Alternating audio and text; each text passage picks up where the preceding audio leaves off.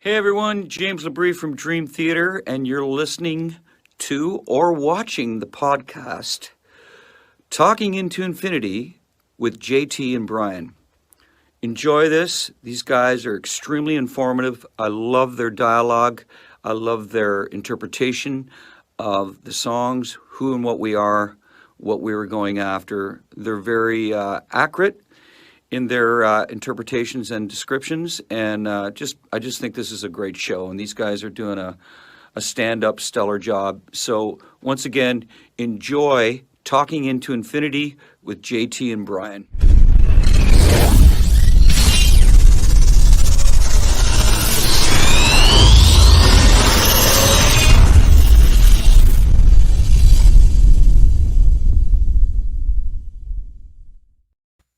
What is going on, everybody? Welcome to another episode of Talking into Infinity, a Dream Theater podcast. I am your host, John. We are live on Facebook, YouTube, talkingintoinfinity.com, and the cmsnetwork.com. We are live right here at those four locations every other Thursday at 7:30 p.m. Eastern Standard Time. If you would like to catch video replays of the show, tune into Heavy Metal Television or just go to our YouTube channel. And if you would like to find the audio version of the podcast, just Google Talking into Infinity, and we're on any number of awesome audio platforms. So check us out there too if you want to listen to us in the car or at work or something like that. Let me bring on my excellent friend and co-host, Brian.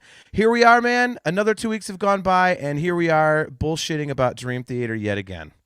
Yeah, it's awesome, man. It's December. Happy holidays, everyone. Now I have a question for you. Now we started this a couple years ago. We actually put our tree up the week before Thanksgiving. I used to hate those kind of people, but now I'm like, you know what, man? It's only up for like, a month and a half out of the year. Like, why the hell not? Just put it up early, enjoy it. Right. I don't know, especially because, like, I don't know how it is for you. I absolutely hate this time change crap. We get that extra hour of sleep, but then it's like, dude, it's dark at 5 o'clock. It's completely dark. So like by 7:30, I'm thinking it's like 10 almost every night. It's like totally drains you. So I like having the Christmas tree and the lights up and everything, and kind of cheers things up, Well, there you go. Yeah, it doesn't really bother me.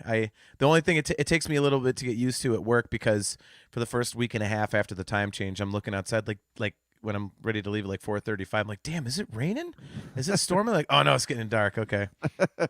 So it is darker, and it is the holiday season, and we're getting real close to some really cool stuff. I just about have our December 16th episode on lockdown. We're going to have Monty Colvin from the Galactic Cowboys on to talk about their tour with Dream Theater for the Images and Words record, and we are going to follow that up the same night with our Images and Words deep dive. So that'll be our next episode in 2 weeks on December 16th.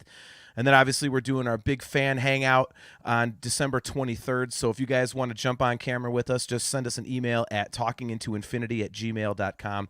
And any of you guys that want to come on, just have a free-for-all chat about Dream Theater, whatever you guys want to talk about, music and stuff like that. We're just going to hang out and get you guys on camera. So that is what we have coming up here pretty soon. And then we're less than 2.5 months partly from our show, right? February, what is it? It's February 23rd. Okay. We're starting the 2-month countdown coming up here. Yep. It's 3 days before my birthday, so that'll be nice. Very, very cool. So Nick Brayman's tuning in. What's up, Nick? Good to see you, man. Thanks for hanging out. We got our buddy, obviously, Puzziani is here. So there's my buddy Puzziani. Puzziani, you're gonna like it because I actually have an Italian reference in my notes tonight that I think you're the only one we'll get. So that'll be good. And of course, our buddy Kale McLeish, he was number one in the chat tonight. What's up, buddy? Good to see you. So we got our usual suspects here tonight, which is always fun. So so this is going to be a little difficult tonight. As we said in the show notes, we've already ranked the album openers, and now tonight we are going to do the album closers. And I had a really hard time with this one. You and I were talking off air, and you had the same problem I did. You said you changed your list like 3 times. I changed mine 3 times today. Well, I basically did mine today.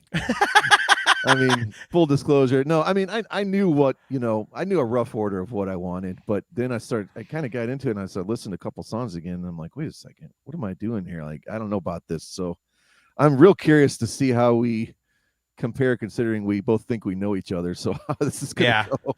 I know it's definitely going to be interesting. I'm wondering if we have the same number one. I would actually put money on the fact that we might have the same number one, which we'll see. Huh. But Puziani says he's going to keep an evil eye out for the Italian reference. Is the Malloy? That's a Dio reference right there. There Evil it Eye. is. It's Nice. also a Malmsteen reference too. Oh, that's hilarious.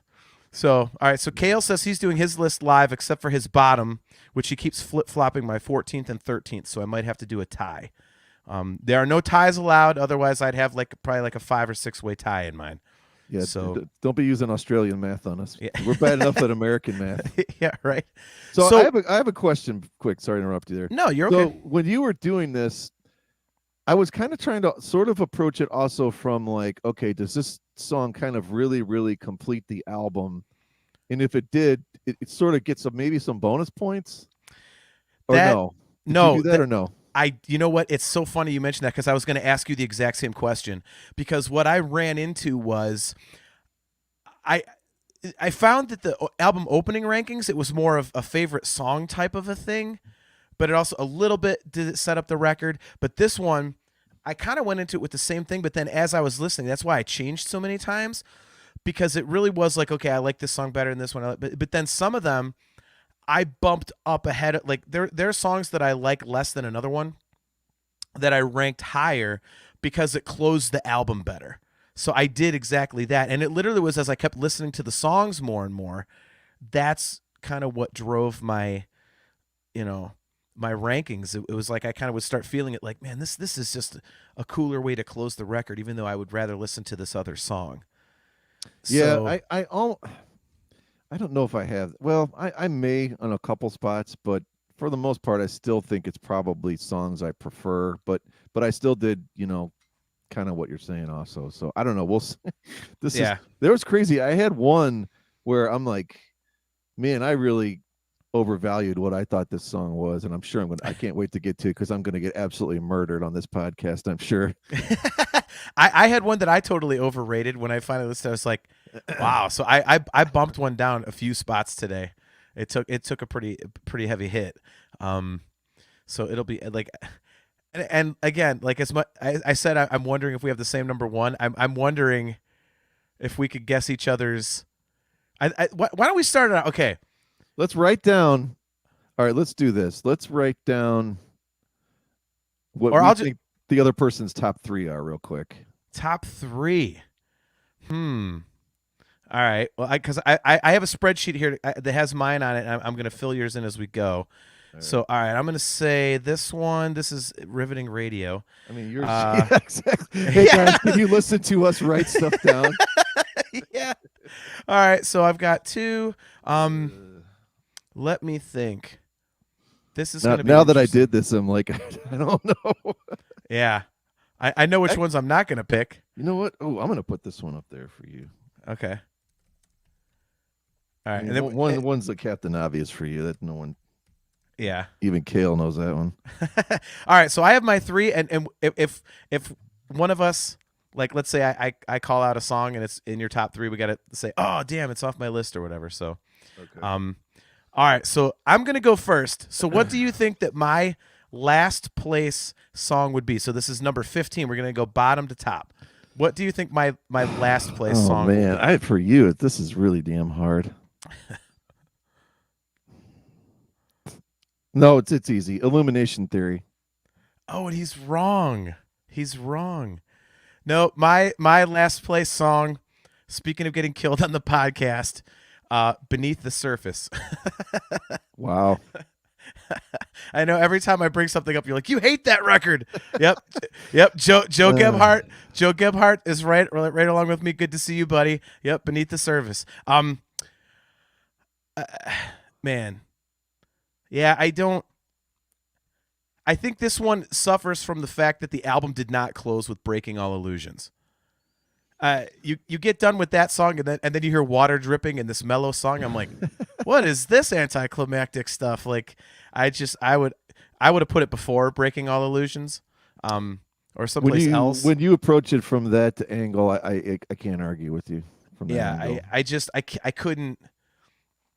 Breaking All Illusions is such an. I mean, they ended their the main part of their sets with that song, so it's like that perfect album closer, and yet they closed it with Beneath the Surface. I was like, what the hell? So, I guess I forgot to even look at it from that way, even though I said I did on the others because I love that album too much. Yeah, right. By the way, Kale is ranking number 14 here. Kale, there are 15 songs, my friend, so you're missing one. I told you it's that Australian math. Yeah, it's Australian math, Yeah. Nick Brayman, he says, I agree. Should end with Breaking All Illusions. All right. So that's my last place. I'm going to guess your last place. And it's probably an obvious one, but I'm wondering if you didn't go the obvious route. I am saying that your last place is Space Dive Vest. You would be wrong. All right. What is it? I'm actually picking a song for the same reason you did. I picked Viper King. Oh. Because Pale Blue Dot, love that song. Yeah. And it's almost the same thing. And we had this discussion about, is this a bonus track, whatever. Well, it's on every version of the album as far as I know, or I think we discovered. Yeah. I don't know. It's there's nothing wrong with the song, but in ranking it in here, it's just it's kind of got that 80s riff, lyrically it's pretty hokey. We finally figured out it's about a car, So, yeah, right. So yeah, I put that last. It's just a goofy song for that album in general. I don't mind it, per se, but I ended up deciding to put it last. Okay. I obviously have Viper King higher than you do. I like that song. I'm a fan of it. However, I do agree with you that, I think closing with Pale Blue Dot would have been better. That's why, you and I both had the same idea. Like, you asked me what I was going to ask you. Like, are we counting Viper King as the final track, even though it's listed as a bonus? We both went with Viper King as the closer. So, I mean, I would have had Pale Blue Dot higher, I think, than where I have Viper King. Oh, yeah. I'd have it way up there. But way up there. So, Kale McLeish wants to know, 15, what did I miss? Oh, I don't know. The View from a Top of the World record? Hashtag DT15 we were doing for months, Kale? Come on, man. How'd you miss that? Or are you not counting When Dream and Day Unite? I wonder. It's one of those, man. I told you, those Australians and their math. Kale's like, 6 degrees of inner turbulence. I forgot about that. Yeah. Yeah, so if you're counting in an Australian, it would be 1, 2, 3. Oh, no, wait, that's Austrian. Oh, that's German. Greg Dundor is not going to like the rest of this show, and he's about to get banned. Good to see you, man. He says 15 is easily only a matter of time. Ooh. Well, that's only a matter of opinion, my friend. Only a matter of time before you're banned. Yeah, right. And Joe Gebhardt, little fan on fan hate. There's 15 studio albums. You do know that, right? You deserve that one, Kale. One shot. All right, so back on track here. So my second least favorite album closer. Again, Brian, I don't think this is any surprise. Do you want to guess this one? Yeah, you already guessed it, so. Oh, I did? Go ahead then. Yeah, so it's Illumination Theory. Oh, yeah, duh. Yeah, Illumination Theory is my second least favorite album closing song. I am not a fan of this one. It's obviously when we rank the epic songs, or go through the self-titled record deep dive. I mean, I'm giving away future content, but I am not a fan of this song. It's always sounded disjointed to me. It's not cohesive to my ears anyway, and I don't know. And I suppose it makes a cool album closer, but because I dislike the song a lot, I put it as my second least favorite. So, so how do we want to do this? Should I comment on yours rather than comment on mine later when it comes up, or we didn't work this out? No, if you have a comment, sure. Otherwise, just go into yours. Yeah, no, I this song has kind of grown on me a bit. Now, I I would say love, but the first 6-7 minutes I'm okay with. I like the orchestral beginning. I'm okay with the vocals and stuff in the beginning, but then you get like that I don't know, a couple minutes of just kind of nothing going on, and then I don't like it again until that really cool vocal part he does that I brought up on our James vocal shows. Yeah. So there's like 7 minutes of maybe 8.5 minutes total of 22 or whatever that I like. This song has grown on me a little bit, so I'm not as down as you are. My 14 was obvious, was Space Divest. Cale McLeish agrees with you, man. Yeah, I think if I didn't know what the song was about, it wouldn't annoy me as much. But even listening to it, I don't know. The sound of it. There's a couple little keyboard things he does I like, and it's some of the sounds are kind of okay, but it's too quirky. It just, I don't know. It's a goofy song. That I've said that 8 million times. And on a list like this, it would have been easy to put it last, but I actually did give it a little bit of credit. I put it, next to last. Nice. Yeah, I have obviously strong feelings about that song if you've watched the show or listened to the show at all. So obviously it's higher for me. We'll obviously disagree with that. Cale's with you, man. He says, you want to talk anticlimax? Let's put something after the culmination of everything that Awake is. And that's a piano ballad where James doesn't put in his strongest effort vocally. I see. Here's the thing, Cale, like you and even you, Brian, like people are like so up on Scarred, but even that, if you left Scarred as the album closer for Awake, I wouldn't think that's a strong album closer for Awake. So I would agree on that. Yeah. So, Greg Dundor, The Astonishing. Well, so Astonishing is his number 14 spot. Okay. That is going to be an interesting one for me. It is not, the greatest, but it is in my number 13 spot. So that's one that I dropped several spots today. I love that record, but, just like Beneath the Surface, I thought that there was other stuff that was way more majestic on that record that sounded much more of a big closing kind of a vibe. And that song just, it felt like they were rushing to the end of it. Whereas a lot of the other closers on this list, they were kind of drawn out for the live effect, on stage and whatnot. And that one just was not. So I disagree. I think it's a solid ending to the album. It's not overly long, which that part I like about it. Because you've already been bombarded by borderline 2 hours or 2+ hours. Mm-hmm. So I kind of like the fact that it's not super long. I think it gets to the point and wraps it up. Okay, all right. So what is your okay? This is where I get annihilated. Oh boy. I put Presence of Enemies Part 2. What? Oh, there goes one of my top 3. Wow. Oh man, this one I really over. My favorite part of this song is the last 3.5 to 4 minutes where we hear all of the parts from Presence of Enemies. From part 1, yeah. 1. So, and I am not going to be on this bandwagon that this is all one song. That's just complete total nonsense. There's no way this could have ever been one song. I don't. Have you ever listened to it back to back? I didn't do that, no, but I just don't. I don't know. I don't buy it. Well, if you haven't listened to it back to back, how can you make that assessment? I don't know. Man, no. Wow, that is crazy. Yeah, I would never have. I thought that you loved it. Okay, now that I know you haven't listened to it as a whole complete piece, that would make sense. I thought you had done that, so I literally thought you were going to put that in your top 3. No, I don't know. I don't. It's heavy, and I don't know those vocal growling parts or whatever. I think it's kind of silly. It sort of gets silly and almost to a point. Yeah. Oh, Joe Gebhardt has an interesting point here, going back to Space Divest. Sorry to go backwards a little bit. He says, if they could have put it on the album in place of Space Divest, To Live Forever would have done well. I love To Live Forever, Joe. I absolutely love that song.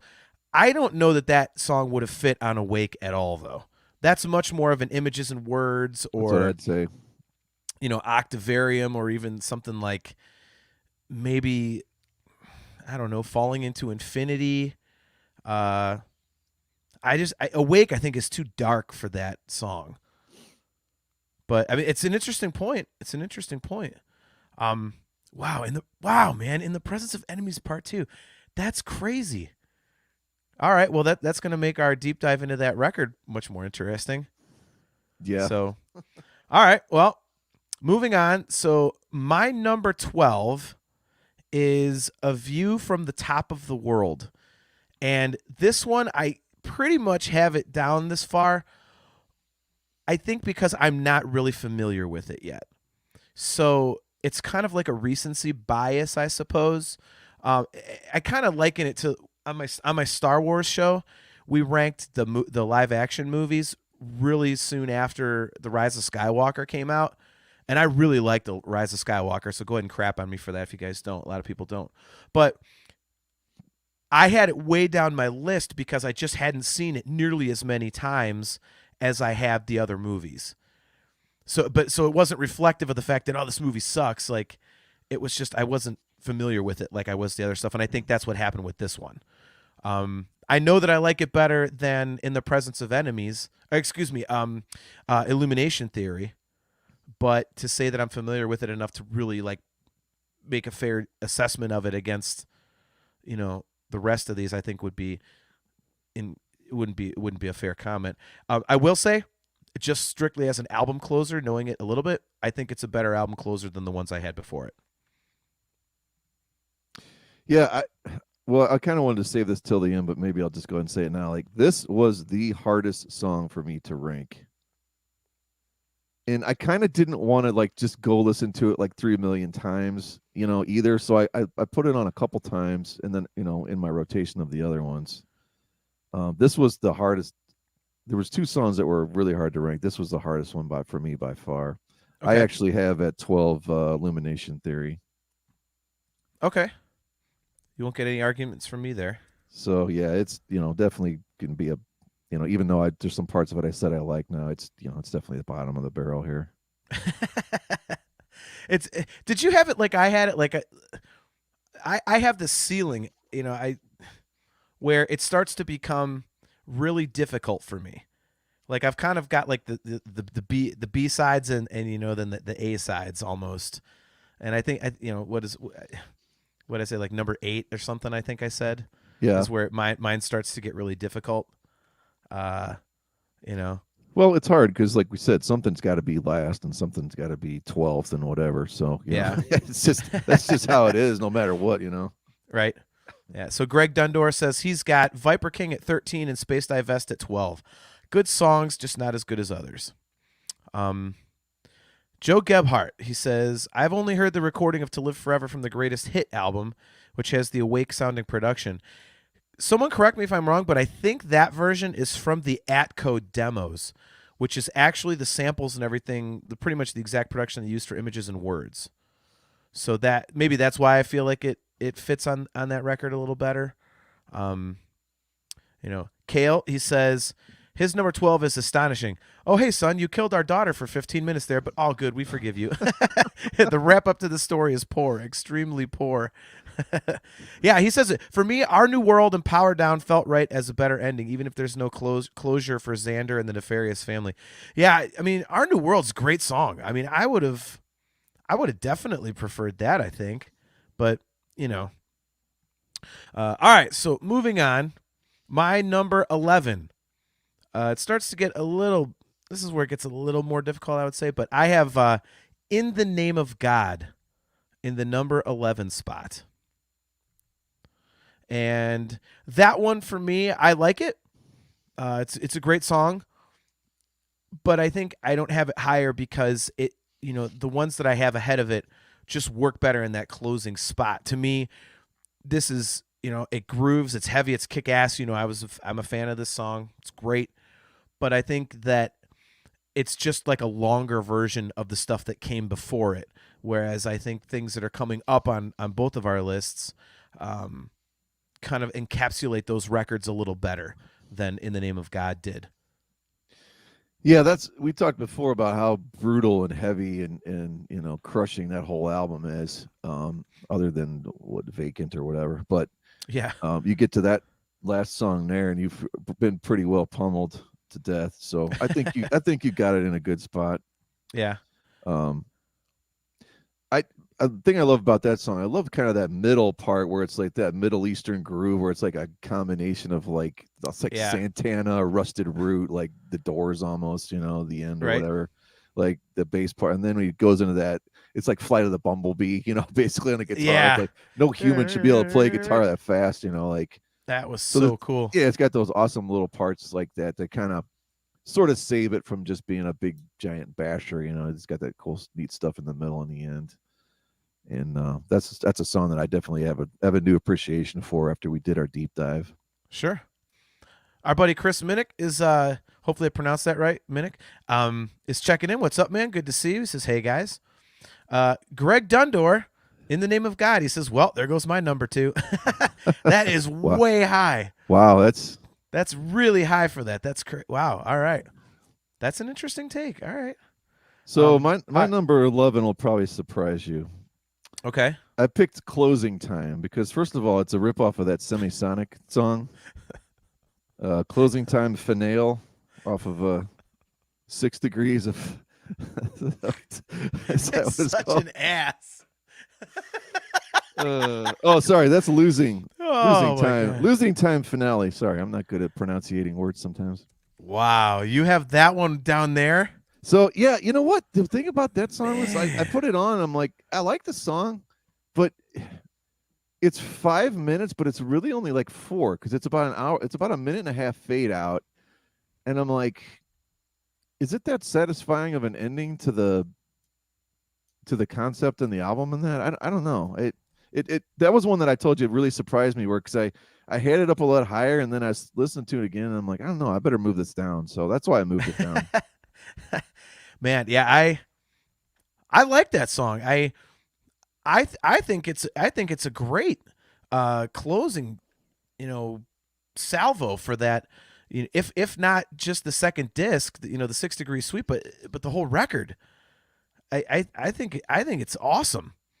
I really like that I don't. one. It's not that I dislike it. It's just I don't know. I just feel like it for when I was listening to the rest of the stuff. I'm like I don't know. I couldn't put it ahead of that, so it sits there at number 11. Okay. Look at this. Nick Brayman has In the Name of God as his number 1. Wow. We have some hot takes in here tonight. Yeah, Some hot takes in the chat. that would not be. I mean, I could see some people who love that album maybe putting it in the top 5, but I don't know about number 1. That's Wow. hey, Number 1. That's what makes the show cool. So All right. Well, so Greg Dundor, he says, to be frank, I ranked more on how much I like the song and not as much on quality of album ender. So yeah, that's oh, look at this. Here we go. Our buddy Adam Rishog is just checking in for a quick second. He says, hey guys, I can't watch live because I'm working, but had to put my 2 cents in. My number 1 closer has to be Octavarium. You know my love for that song. Not only is it their best epic, that song closing a set would be a dream come true. Good to see you for a second, man. Hope to see you in a couple weeks here or on the 23rd. And I don't think Brian or I are surprised that Octavarium's your number 1. If I would have had to have guessed yours, that would have been it. yeah. So, all righty. We do have a quick question here. Chris Minnick, shouldn't 6 Degrees be one full track? No, we actually took it because they do break it into like parts. So, unless we're doing a draft, then you're allowed to take it as one full track. Oh, shut up. Which Adam did. yes, he did. All right, so my number 10, I have Scene 9 Finally Free.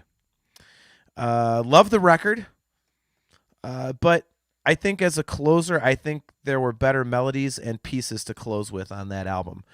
Some things were just bigger and stand out more, and I don't think that one, it kind of encapsulates the record pretty well. I do like the part in the middle with the shooting. That's really brooding and dark, and the do with like the church bells on it and stuff like that, and it's heavy, and So I like that part of it, but there were other songs that I thought, closed a record in better fashion than that one. I'm gonna save my comments for when I pick that one. Okay. I have it. We're at 10, right? Yes. Name of God. Okay. So that one kind of surprised me that I had it that high, which I guess is not that high, but I don't know. I originally had it lower, so it's one ahead of mine. yeah. So... we were in the same neighborhood on that one. Yeah. I mean, right now you've only really gotten far away from a couple of mine, so we're somewhat in agreement, I would say. So, I think my number 9 is gonna blow your mind here. Okay. Well, Go ahead. Go ahead. No, I've got Matter of Time. That is not surprising to me. No? No.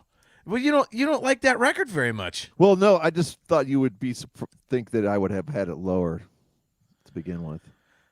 Actually, I did. I really thought you would have had that one lower. Yeah. I really did. No, the more I listen, especially what I've said before, I like that song because it's a real window into what's coming from images and words, especially when you get towards the end of it. It really sets up like, wow, this is where this is going to end up going. And you could totally tell when you listen, especially when you listen to like the live version, because James singing it, and then James, of course, goes on to sing, for the band for every other album since, but. Right. But yeah, I put it in there. I thought, what, I better give this a little more credit than I have in the past. So I got it number 9. Okay. All right. My number 9 is Viper King.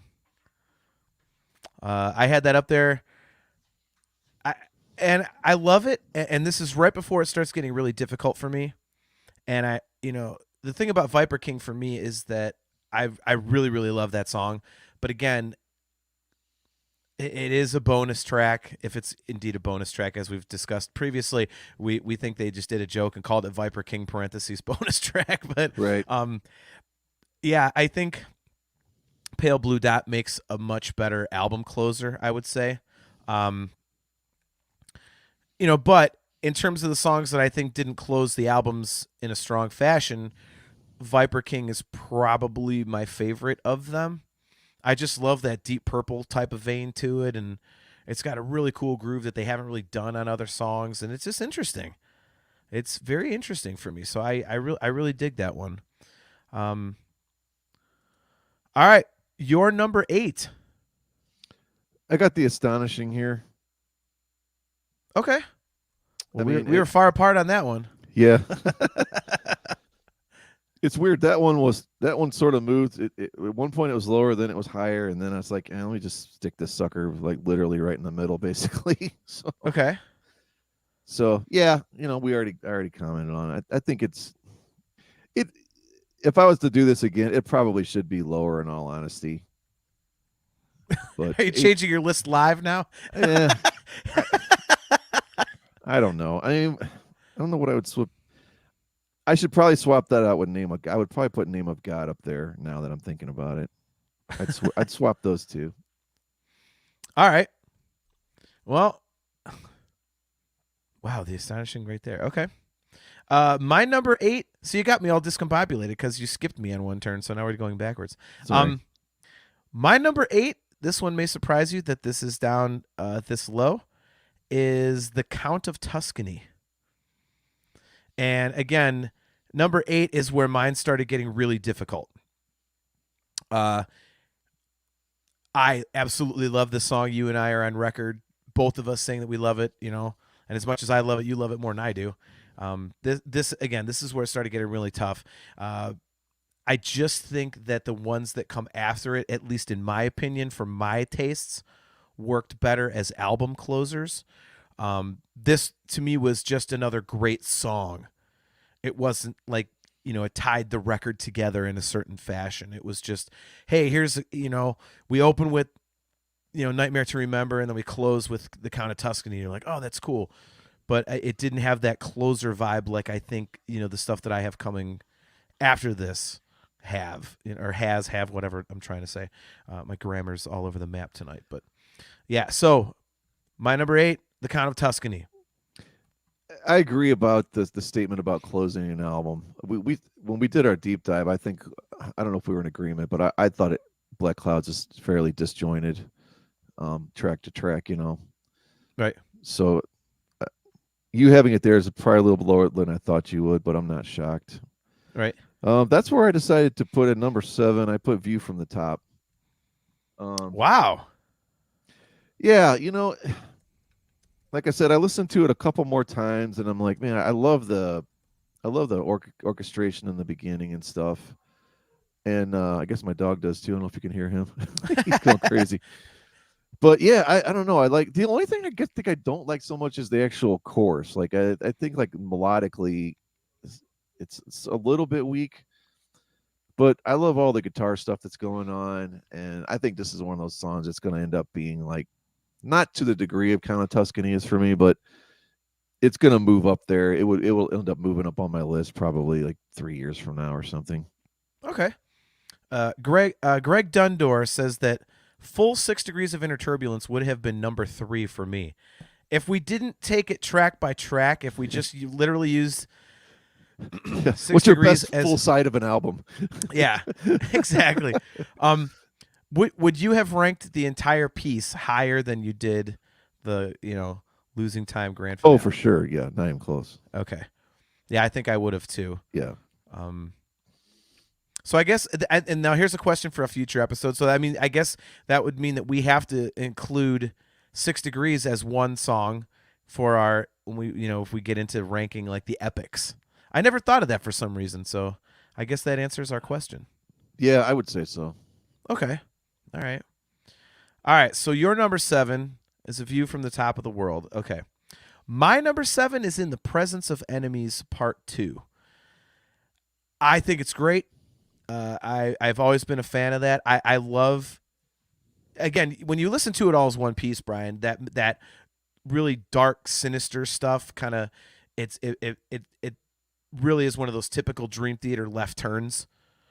But I can see where you would think it's kind of wonky on its own, considering it as a separate song.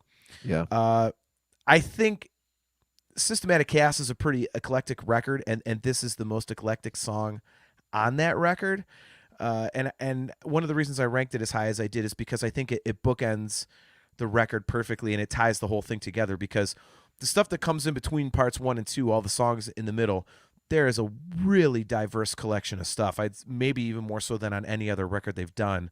When you're talking about Repentance going up against like Dark Eternal Night, everything in the middle is like, what in the hell is going on? Yeah.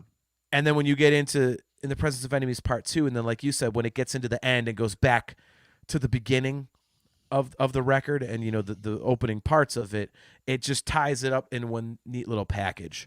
And so I wouldn't say that this is one that ends all majestic like the other ones that I have coming after this do, but it ties everything together so nicely that I thought it really worked as a closer.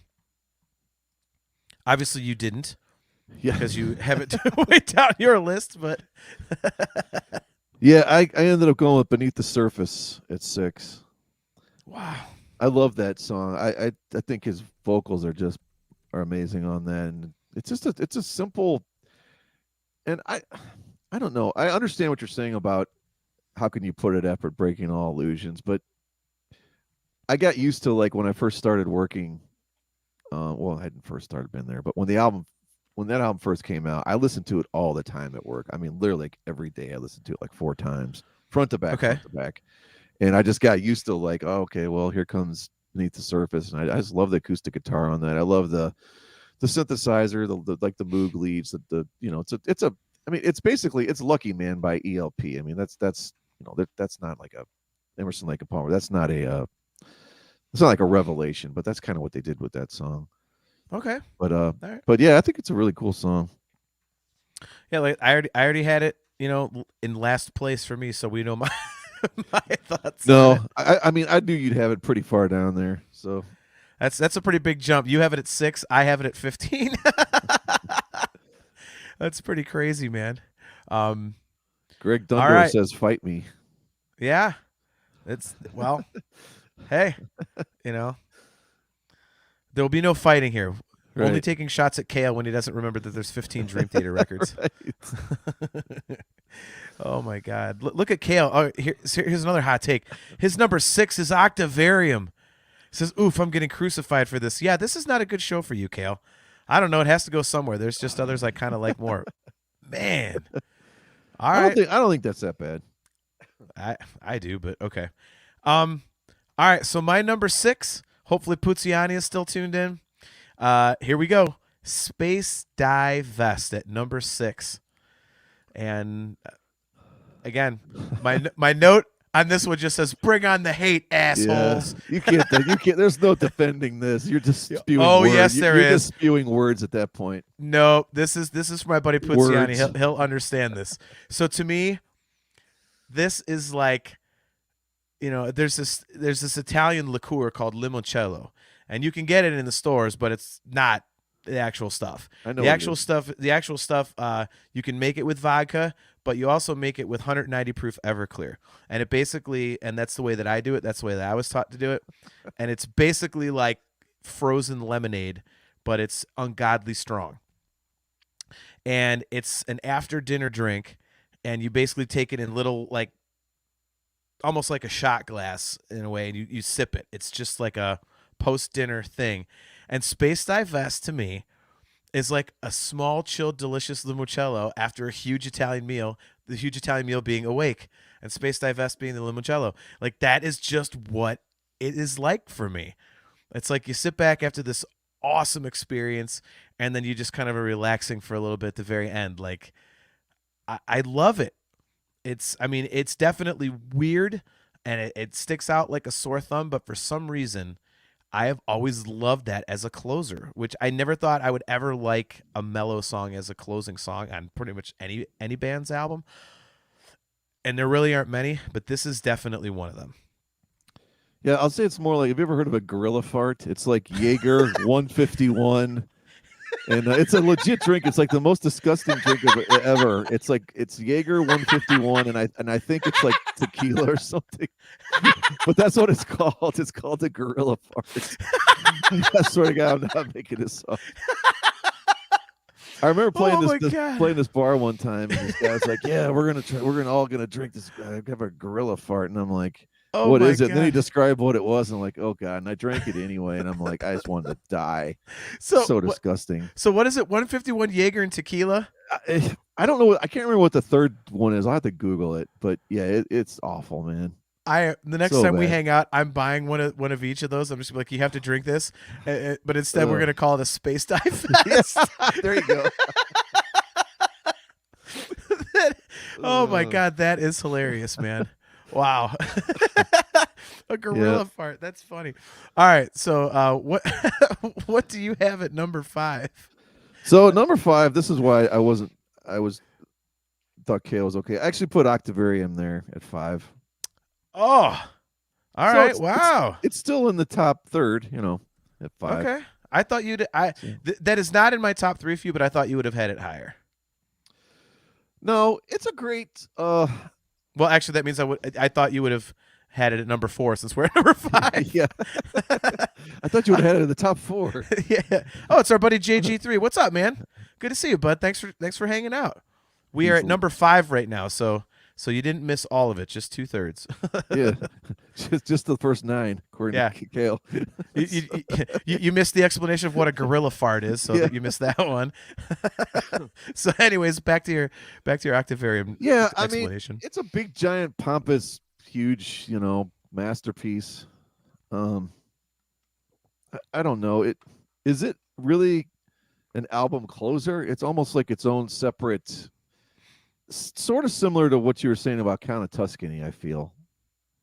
Okay, that makes sense. Right? Because, I mean, this isn't. If this is vinyl, this isn't the entire second side, is it, or no? Wow, that's a good question. I'm not sure, because Sacrifice Sons, and then God, what's the song? It's so weird anymore because I grew up in the age of vinyl, side 1, side 2, and then we're talking about what's the last song on the album. You would have to flip the album. I would think there might be 2 songs or flip the tape. So I'll use your Count of Tuscany kind of logic, and explanation on this, and that's kind of why I have it down a little bit farther. Chris Minnick says Octavarium at 5. Now that's a gorilla fart. We'll call it an Octavarium or a Space Divest. No, we would have to call it a Space Divest because this is too good of a song. Yeah, this is going to be the joke that never dies on our show, gorilla fart. Oh my God, that's fantastic. Well, for Caleb, it'd be an Australian gorilla fart because he's got it at 6. Yeah, right? Sarcasmo S. Holio says that his is learning to live. Who is that? I love our show. Oh, man. my God. Oh, my God. That's fantastic. Now, Sarcasmo, are you saying this is your number 5 or is that your number 1? We got to clarify there. So, all right. Sarcasmo. That's funny. All right. So, my number 5 is Losing Time Grand Finale. I think this one for me is definitely, I love it as an ending to the 6 Degrees Suite. It's basically what I would have hoped that, scene 9, Finally Free, would have been. When the first time I ever heard this record, I was like, this is such a gigantic ending to this whole thing. And again, as I said earlier, I don't think it's just a great ending to, the 6 Degrees Suite. I think it's a great ending to the whole record. And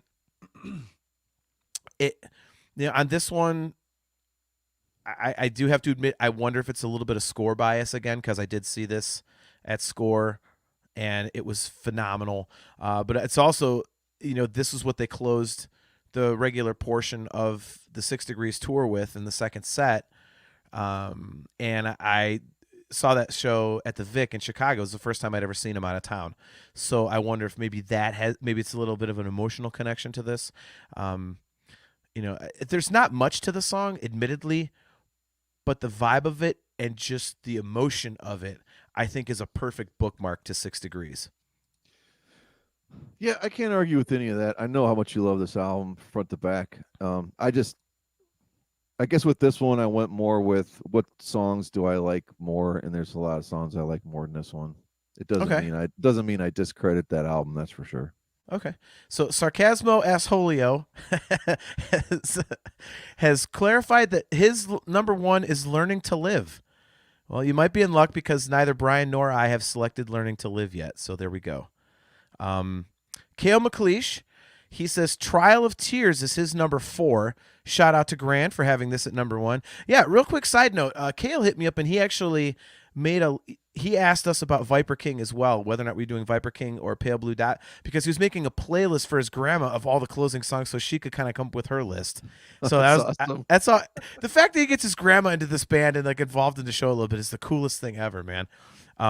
Yeah. So Grant has this at number 1, Trial of Tears. That is a beautiful choice. Your Grant's very, very smart lady.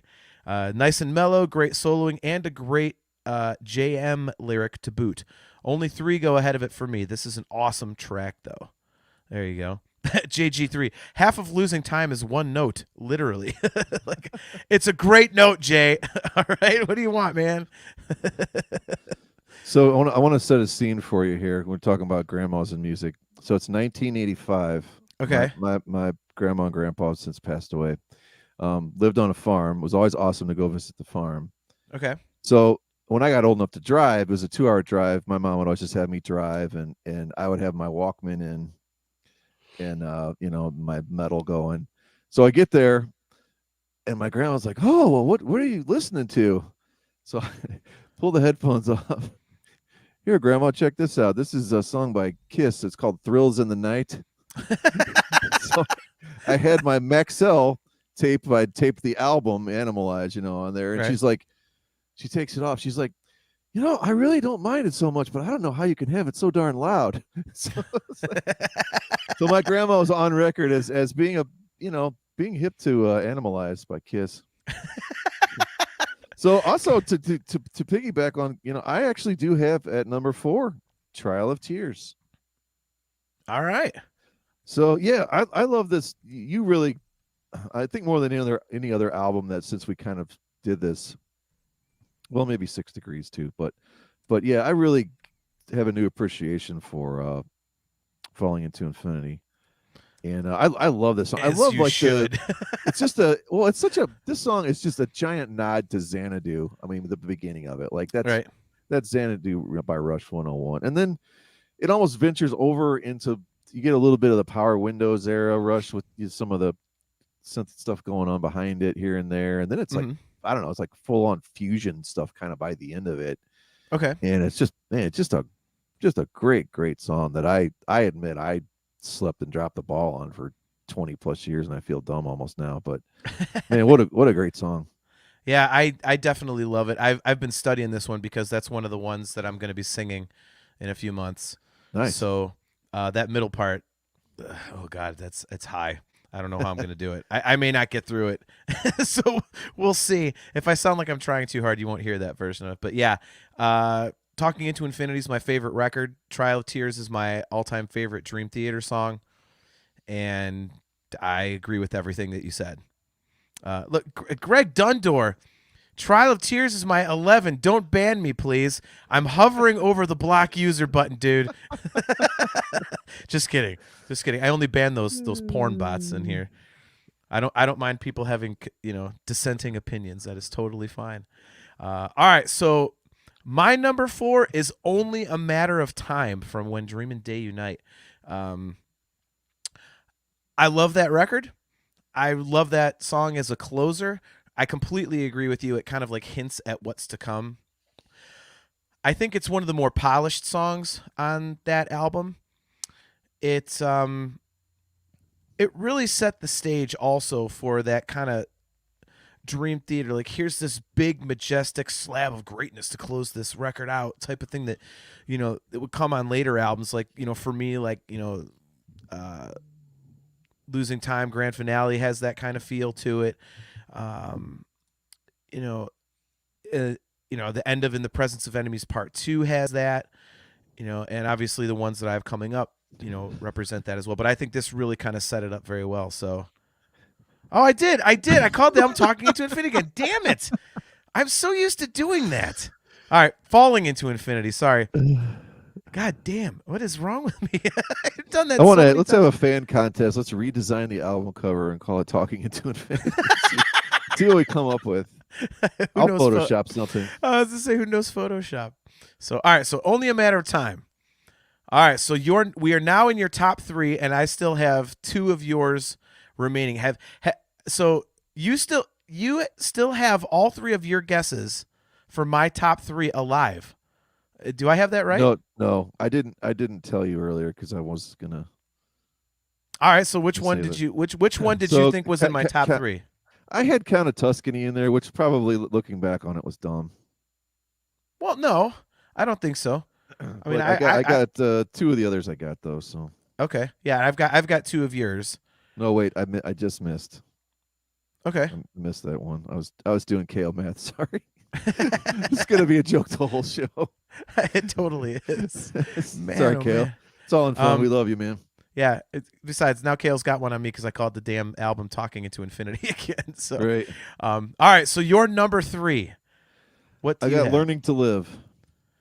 Oh, damn. All right. Well, there goes my guess for your number 1. All right. Yeah, I mean, the quintessential closer to the quintessential Dream Theater album of all time, and one of the greatest albums of all time. Yep. I don't think there's a reason why you thought I should put it at 1, which I probably should have. Thinking about it now, but yeah, I got it sitting there at 3. Okay. Yeah. There's nothing absolutely at all wrong with that song. It's basically perfect. I'll save my notes until, look, Sarcasmo asks, Holy, we did not count the Change of Seasons EP. He says, number 2 off Change of Seasons, the big medley. Great live closer. I did ask you about that, though, because I was like, I would have put it way down there. It's a medley of covers and whatever, which is fine. It's the Ronnie Scott's gig. So, yeah. All right. So my number 3, pardon me, is Octavarium. And this is a song that just continues to grow on me the more and more time goes by. Again, it could be score bias for me again, but I don't think that it is, because I really think that this is just a fantastic song. And again, I keep getting into it more and more the more times that I listen to it. It's kind of like the opposite of Illumination Theory. Like the more I listen to Illumination Theory, I pick it apart more, whereas Octavarium just gets better and better for me. So I just love this song. And it, I think all the different, like I said about Illumination Theory, it's like it doesn't come together for me. It just seems like parts stuck together. Whereas Octavarium, I think the parts blend perfectly. Like going into like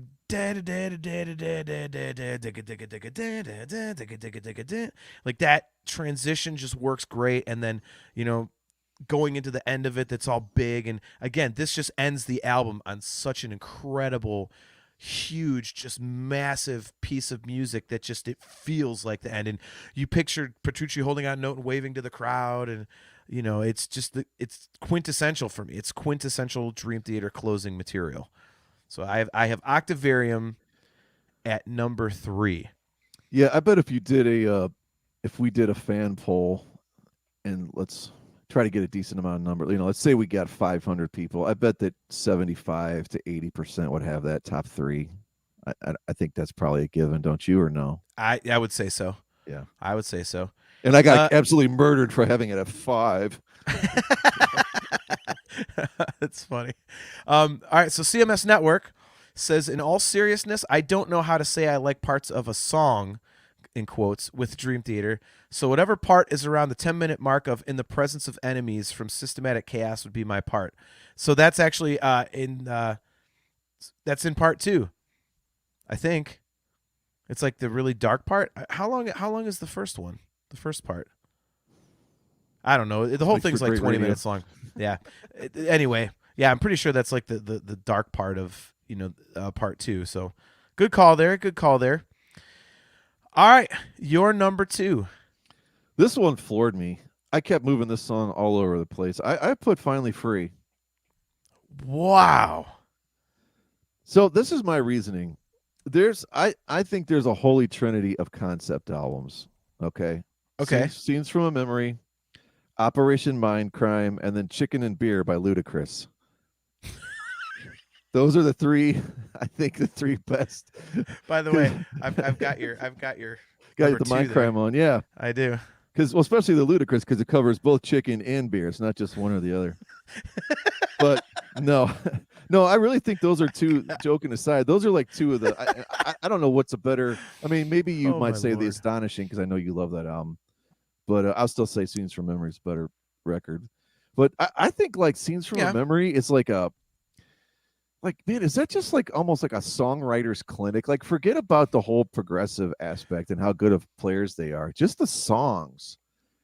Like, the songs are just, I don't know, they're just great. Like, the melodies are great. Like, they're so well formed. To me, it's almost like they're Sergeant Peppers in a way. Like, I don't know. It's just okay. I know it's not remotely the same type of a thing at all, but it's just such a song oriented, and it flows. And I really floored myself by putting this way up there. I don't know. I love it. I love the ending and all the crazy dramatic stuff that happens, and then the guys talking and stuff start it and end it. And right. I love the piano stuff in there. Like everything on this album, when it's piano and acoustic guitar, is just like gold, Yeah. So yeah, I put it up there all the way at number 2. That one floored me more than any of the ones I ended up doing. Look at this. Wayne, our buddy Wayne Joyner, good to see you, man. He says, Learning to Live is his best closer, and Trial of Tears is a close second. Well, you tuned in at a great time, because my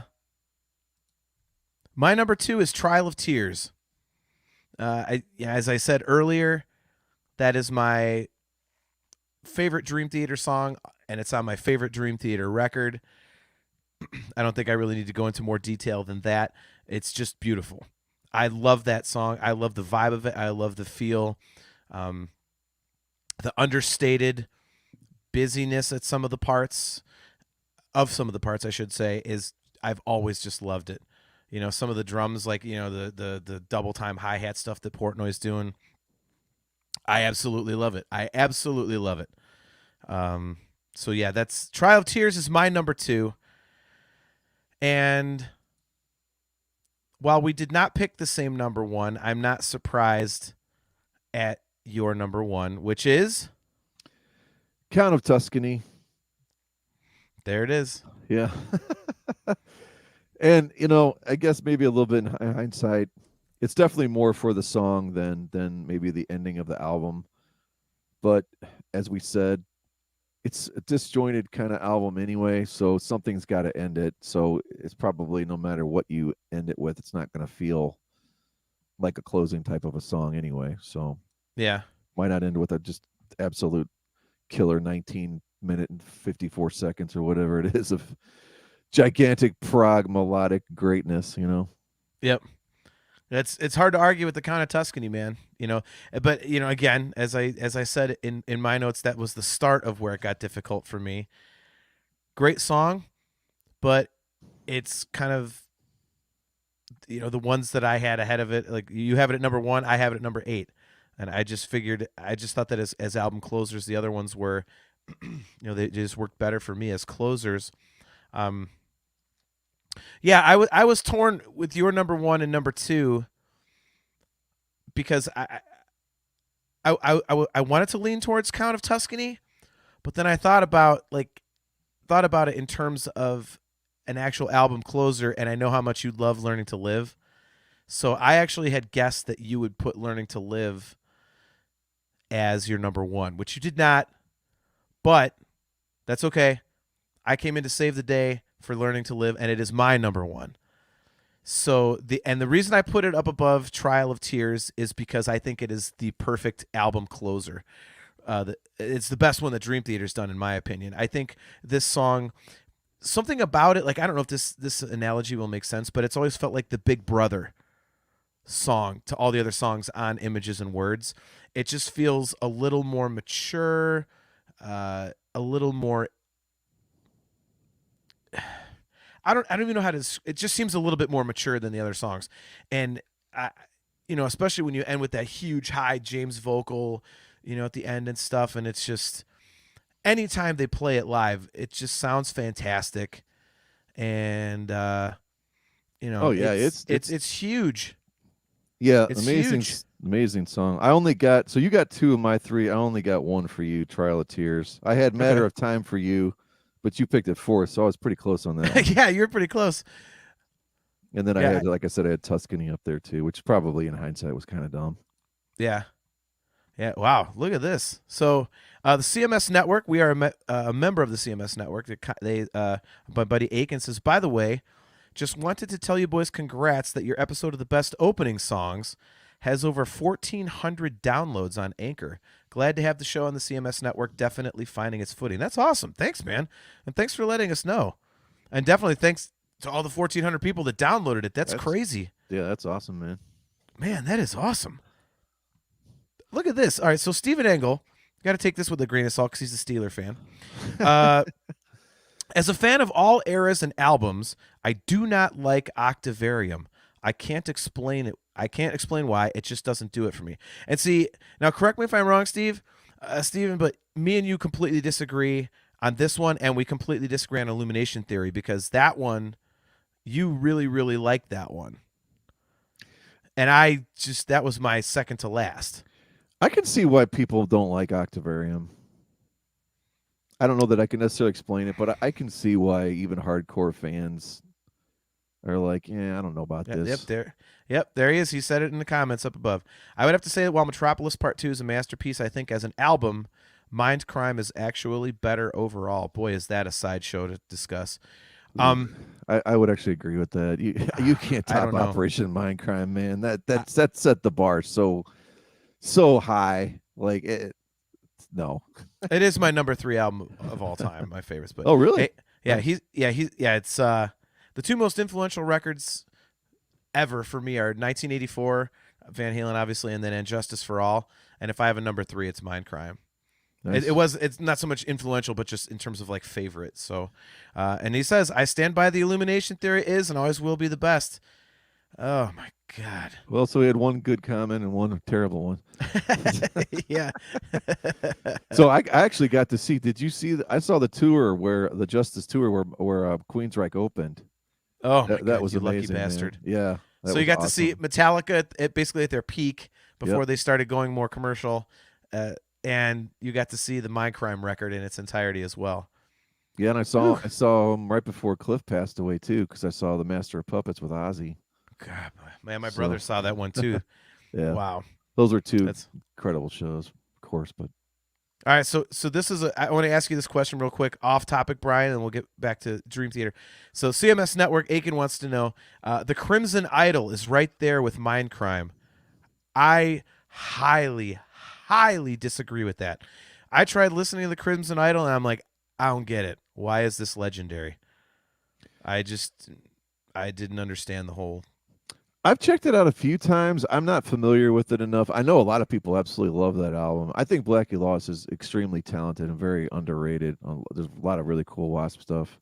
Yep. So, but I don't Yeah, think that's not a crazy opinion. There's a ton of people that love that album. Yeah, I obviously. was like, man, I don't understand. But all right, so let's see. So Sarcasmo Assholio says, Octavarium is a grower and a shower. I think that's shower. Shower, yeah. A grower and a shower. Nick Brayman, he says, Octavarium was a grower for me and really grew on me after seeing it live. Yeah, I would say that's a good take because that happened to me too. I liked it on the record, but then seeing it live, I was kind of like, whoa. But I think there's a lot of stuff like that. So what was I wrote down some questions I wanted to ask. So what was the hardest one to rank for you? Well, I already said mine was View from a Top. ooh. I don't know that there was one that was. What's one that you moved around a whole bunch? Or well, I dropped scene 9 several spots. yeah. Honestly, I dropped the Astonishing a bunch too because I remember liking it more than I did. I mean, it's a good song, but then when I had to put it through the prism of album closer, I was like, Right. man. You know what I would say? I would say maybe Losing Time grand finale because Yeah. I love the vibe of the whole thing, but I just couldn't bump it up higher. I mean, I have it 5, so that's, in the top third, but I also kind of listened to it. I could see why somebody would have it low. Like, I have it at number 5. I put it and you have it at 11. Yeah. So yeah, that one was hard to rank. At one point, I think I had it like 6. Yeah, that's just a goofy one, man. So yeah. I mean, what did you say yours was? Yours was the difficulty that you had? The hardest one was View from a Top, and I knew that going in. Like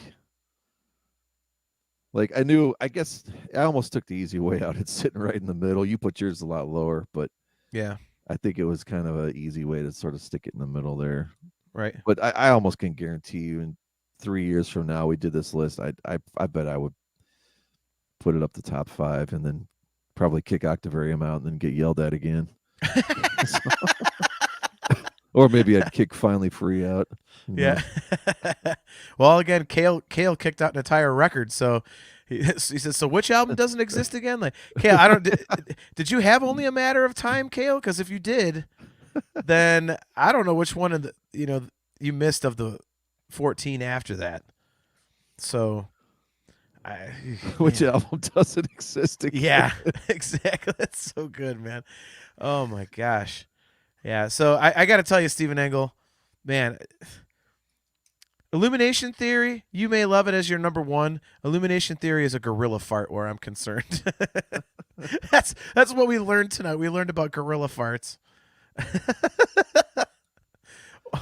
Oh, my God. All right, so Kale says he had Only a Matter of Time was 5th. All right, so what did you miss? You're going to have to go through your own list, Kale. I can't be scrolling through the comments here. That's crazy. How did you miss one? All right. Look at the Sarcasmo Asshole is going to get his ass banned. Trial of Tears is great because the rest of the album sucks. Whatever. Blow me. Yeah, please. There are way worse records than Falling Into Infinity. You are crazy, man. So just I decided to look it up. This is great radio too, by the way. Yeah. Gorilla Fart. This says it says 151 and Yukon Jack, but this one here says it's 3 ingredients. So what's the third one? Oh, I don't know. that sounds awful. At least you would think the Jägermeister would give it some kind of flavor. Yeah, this Yukon isn't Jack right. and- Now this one says vodka, Bacardi, and banana liqueur. That's actually going to make it so you can actually drink it, which is not the whole point. It's supposed to be so bad you don't even want to. JG3, you're about to get on the band train too. He says, Falling Into Infinity, more like falling into Garbaggio. Dude, man, why do people hate on that record?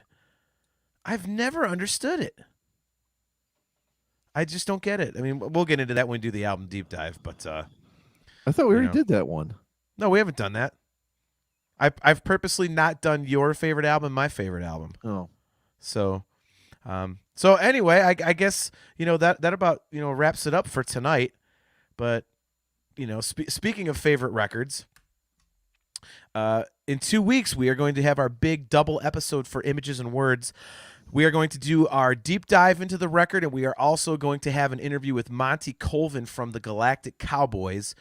They toured with Dream Theater during the Images and Words tour and were with them as the record was blowing up because of the success of Pull Me Under. So we kind of want to get his views on what it was like to tour with the guys before and as they started really becoming, kind of like a mainstream known kind of a thing. So that should be pretty cool, man. That's going to be a little bit longer of an episode, but go ahead and get your hot takes regarding Images and Words ready to go. Hopefully JG3 is there and Sarcasmos Holio. I still have to determine whether or not they're banned for crapping on my favorite record, Falling Into Infinity. But yeah, so that'll be on the 16th. It'll be our big double episode for Images and Words, and then 1 week after that, so we're not going 2 weeks at that point, we're doing 1 week. On December 23rd, we will be doing our big fan hangout. So we're going to talk about anything you guys want. If you want to be on camera with us, just shoot us an email at talkingintoinfinity@gmail.com, and we'll send you guys a link during the show. You can jump on and, be on camera, talk about whatever the heck you want, ask questions, whatever. It's going to be a blast, man. That's going to be a really good time. Obviously, the holidays will be, following day will be Christmas Eve, so we'll be all festive and everything like that. Knowing me, I'll probably end up drunk on that show. So, this was fun, man. I love these ranking episodes because it gets pretty difficult, and it's interesting to see where we have things. Stuff like, Viper King. I had it, at 10, or excuse me, at 9, and you had it last.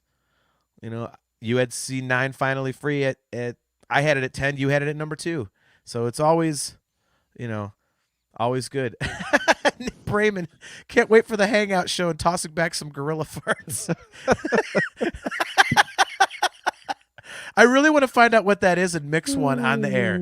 Like, just see if I can find the single shots of what that stuff is, and just be like, all right, this is an actual gorilla fart. Like, you'll be sick for a day. Yeah, well, we'll see.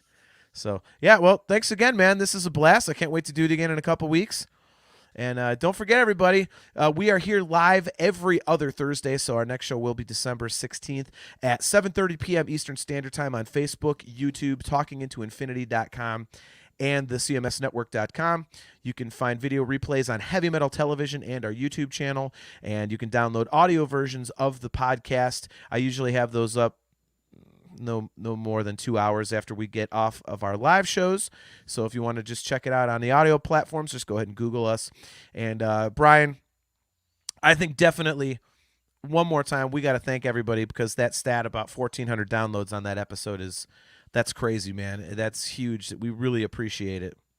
Yeah, that's totally awesome, man. All you guys that every week that are on or downloading or telling people about it. I mean, anytime we can get more people listening, whether it's download or live show, it's just amazing. And it's fun to do this for ourselves, but it's more fun when everyone's interacting into it. It makes it just a blast. I look forward to it every time.